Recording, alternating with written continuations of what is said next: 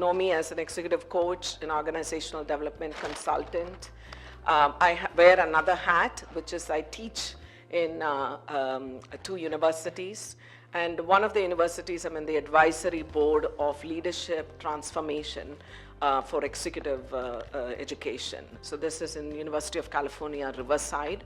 In this role, I've been part of an advisory board which is looking at future skills for leaders. They actually run a program, okay? And as part of that, we looked at several leadership models, the last 25 years that has been followed, and what is working and what is not working well. It's a 25-member advisory board, and there are CEOs and there are leadership research PhDs and practitioners like myself, either in HR or other areas of business. So we hit upon this model, and we actually made it part of the transformative leadership education for senior executives. That's the target audience for the program. There are 10 agile leadership qualities that have been recognized that have made leaders agile and successful.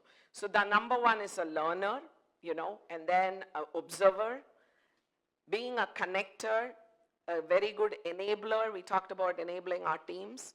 Energizer for the team, develop new things, develop connections, being a strategist at the same time, and being a visionary, and improve everything. I mean, I'm sure you guys recollect what David was saying the other evening. He said, continuously improve everything you're doing. Like what you're doing with a customer today is not going to be what you do tomorrow. Like how can I make that real step change or improvement? So agile leaders improve everything. They don't leave anything untouched. And being an influencer. And I think all these are actually what successful leaders do here. Corporation, you visited 90 countries, you manage teams in Asia, Africa, South America. I don't even understand the language sometimes. And I said the best thing I learned about MBA is it's really everybody that makes the company grow. It's not the R&D, it's not the finance, it's not the sales, it's not the customer. When all departments work seamlessly to work for each other and they have common shared goal and vision, that's when companies accelerate and you actually have fun doing it. So I'm taking that model of agile leadership and really transforming into my new company, and it's a work in progress. So hopefully which of the agile leadership qualities, which is the one quality? If I just may add, and Andrew captured things real well, this team really came around to have the ideas of what needs to happen for entire process to change. And I think where the visionary is coming, we were discussing how they're going to document some of the reasons and some of the recommendations they have how to solve for it, but the decision for those will be made at the next level. So that's where that visionary is going to crystallize to be supported. So we agree that they will start thinking about it and how they document and how they make a business case for some changes to happen that are not within their immediate ability to impact, but that are going to benefit the whole organization. I'll always give the example of FedEx vision mission. I have been very privileged to be part of that exercise when FedEx, this was almost 20 years ago, when they did their vision mission strategy. Do you know who was the big part of the conversation? It was the delivery force. So they contributed to the vision of the company. Just think about it. So we all can contribute. Yes, probably the decision, the messaging will come from higher up levels, but there is opportunity for all of us to contribute. And FedEx has been a successful company. All of us know that. Last 20 years, how they have grown and they've had competition, but still.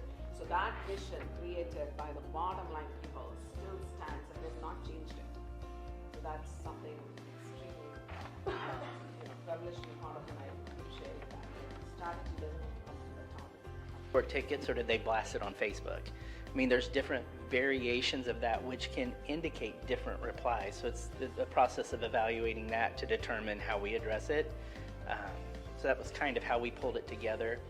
We didn't really, come to say we are going to take this action, but we got to the point where we knew how to arrive at that action. Does that make sense? Absolutely. Thank you so much. Anybody else in this group?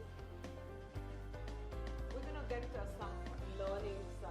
Yes, sure. I just want to say, and we also identified that feedback can come from many different areas, right? It's not just, well, this scenario is on the customer, but when you think about our organization, enterprise support, the service offices, we have customers in all different areas of the organization. So it comes from different areas within, And many of those areas have to have their own processes and procedures in place in order to deal with feedback, right? So when you think about a scenario like this, it's not all centered around one department or one area. Everybody needs to be concerned about feedback and how to deal with it. Yeah. Thank you. And going back to the purpose, right?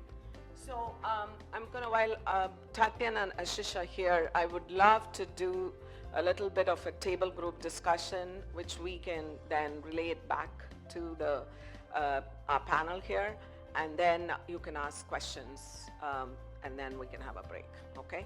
So right now, table group discussion is, how has this session impacted your approach to leadership, teamwork, and or problem solving, okay?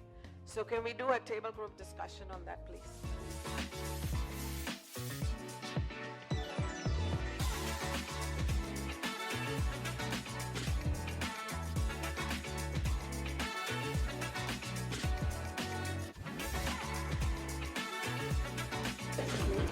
Oh yeah, sorry.